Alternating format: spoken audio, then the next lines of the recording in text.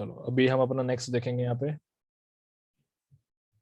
Next step है, sorry next अपना test है, स्टेप बोल रहा हूँ, नेक्स्ट अपना टेस्ट है यहाँ पे। ये है एग्रीगेट एब्रेशन।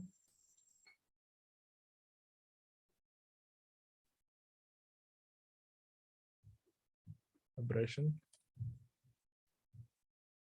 Value test.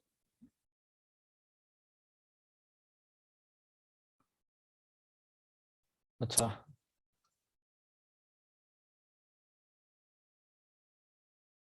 हाँ तो ये जो एब्रेशन वैल्यू है हमारे पास में, ये सबसे पहले तो हमें ये समझना है कि एब्रेशन वैल्यू टेस्ट है किसके लिए, क्या किया क्यों जाता है ये। तो जो एब्रेशन वैल्यू है ये बेसिकली होता है हार्डनेस निकालने के लिए। ठीक है, जो हमारे इसकी हार्डनेस होती है ना एग्रीगेट्स की, उस हार्डनेस को निकालने के लिए एब्रेशन वैल्यू का यूज किया जाता है। चलो तो अब यहाँ पे हमारा सबसे पहला पॉइंट वही होगा, फिर मैं इमेज से समझाऊंगा। तो यहाँ पे ये है कि ये किया जाता है performed to find the hardness और रेजिस्टेंस।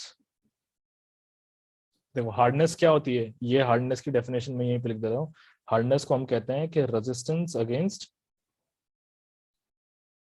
हाँ, स्क्रैचिंग, है ना।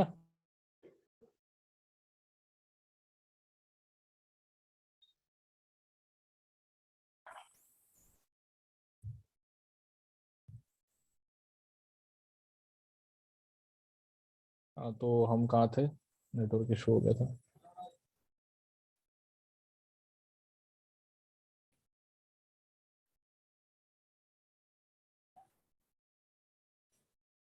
तो हम थे यहाँ पे, हार्डनेस के बारे में बता रहा था मैं। हार्डनेस अपना क्या था कि रेजिस्टेंस अगेंस्ट स्क्रैचिंग। ठीक है, ये हमारा क्या होता है, हार्डनेस होता है। तो यहाँ पे सबसे पहले ये जो हमारा टेस्ट है एब्रेशन टेस्ट, ये तो हमने समझ लिया कि किसके लिए होता है, हार्डनेस निकालने के लिए होता है। और ये हार्डनेस हमारा क्या है, रेजिस्टेंस अगेंस्ट स्क्रैचिंग है, अगेंस्ट स्क्रैचिंग। चलो अब ये जो हार्डनेस है हम यहाँ पे निकालते कैसे हैं, इसके लिए हमारे पास में जो डिवाइस होता है वो एक गोल गोल घूमने वाला डिवाइस होता है, उसको हम बोलते हैं एब्रेशन टेस्ट के लिए जो हमारा डिवाइस होता है उसकी मैं बात बता रहा हूँ। ठीक है, अब यहाँ पे उसका मैं इमेज लगाऊंगा, अभी देख लो, उसके पहले देख लो रेजिस्टेंस अगेंस्ट स्क्रैचिंग। अच्छा इसी में पूरा अभी हुआ नहीं है, और resistance against,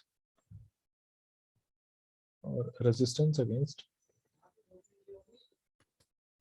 wear and tear of aggregates, wear and tear of aggregates, ये होता है। ठीक है, अच्छा अब इसमें हम क्या करते हैं, अब मैं यहाँ पे एक इमेज लगा देता हूँ, ये कैसे परफॉर्म होता है। तो यहाँ पे हमारे पास में क्या होता है, एक सिलेंडर होता है गोल गोल घूमने वाला, वो स्टील का एक सिलेंडर होता है। उसके अंदर हम अपना डाल देते हैं इसको, किसको, एग्रीगेट्स को। और एग्रीगेट्स को हम डालने के बाद में उसको हम घुमाते रहते हैं।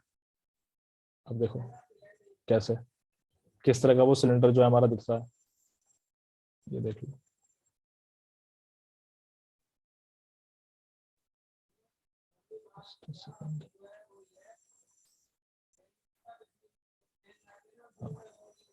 तो ये कुछ इस तरह का है।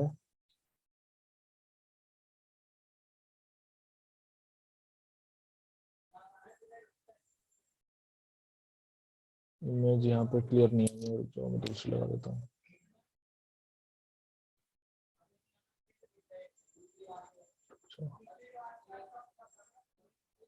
हाँ ये वाला, ये है, इस तरह का एक रोटेटिंग ड्रम होता है ये रहा। इस ड्रम में यहाँ पे एक मोटर लगा रहता है, और यहाँ से हम इसको घुमाते रहते हैं। इसमें क्या होता है कि ऊपर जो तुम लोग ये देख पा रहे होंगे, ये वाला जो हिस्सा है, ये जो बोल्ट्स लगे हैं, इसको हम खोल लेते हैं यहाँ से। ये होता है कवर, इसको हम खोल लेते हैं। और उसको खोल करके हम इसके अंदर क्या डाल देते हैं, अपने एग्रीगेट्स डाल देते हैं। ठीक है, एग्रीगेट्स डालने के बाद में अब ये घूमता रहता है।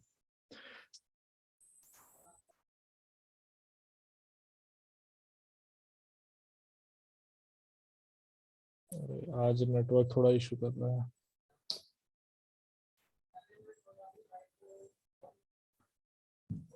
हाँ, तो देखो मैं इसके बारे में बता रहा था कि हम इसमें क्या कर देते हैं, ऊपर से हम डालते हैं एग्रीगेट्स को।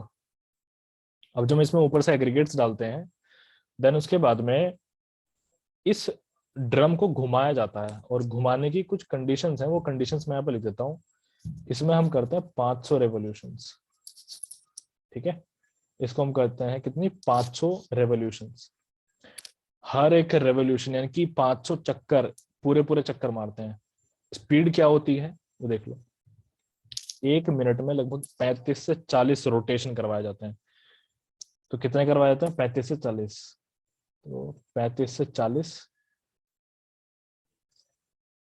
35 to 40 आरपीएम, ये हमारी स्पीड मेंटेन होती है। कहीं कहीं 33 to 37 आरपीएम ये वाली स्पीड भी लिखी गई है।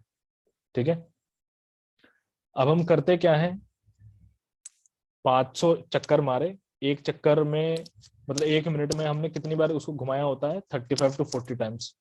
अब किया क्या जाता है कि जो पाउडर फॉर्म हो चुका है, अब उस सारे को एक सीव से पास करवा देते हैं। ये सारे के सारे मैं स्टेप्स लिख रहा हूँ यहाँ पे। तो जो यहाँ पे क्या है कि रिजल्टेंट लिख देते हैं, चलो, रिजल्टेड एग्रीगेट्स। अब इनको हम क्या कर देते हैं, पास करवाते हैं, एक सीव से पास करवाते हैं, और वो सीव का साइज होता है 1.7 mm। ठीक है, अब यहाँ पे 1.7 mm सीव से पास करवाने के बाद में हम फिर से उसी तरीके से करते हैं। यहाँ पे हम वेट देखते हैं कि कितना वेट हमारा पास हो चुका है और कितना वेट जो है रिटेन कर गया। ठीक है, अब तो हम करेंगे वेट जो पास हो चुका है, weight of the aggregates, weight of the aggregates passed through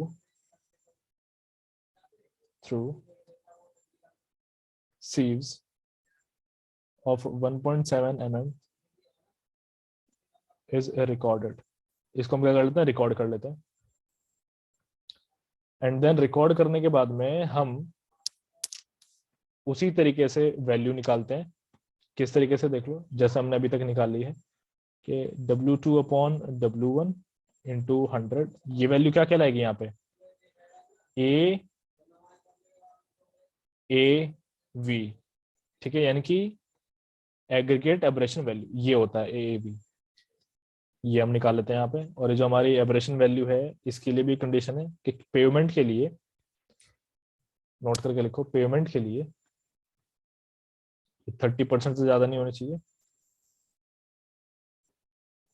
for payment AB should not be greater than 30%, and for other construction,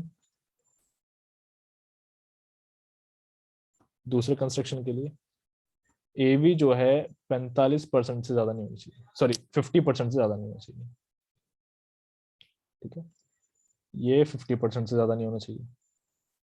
ये चीज क्लियर है।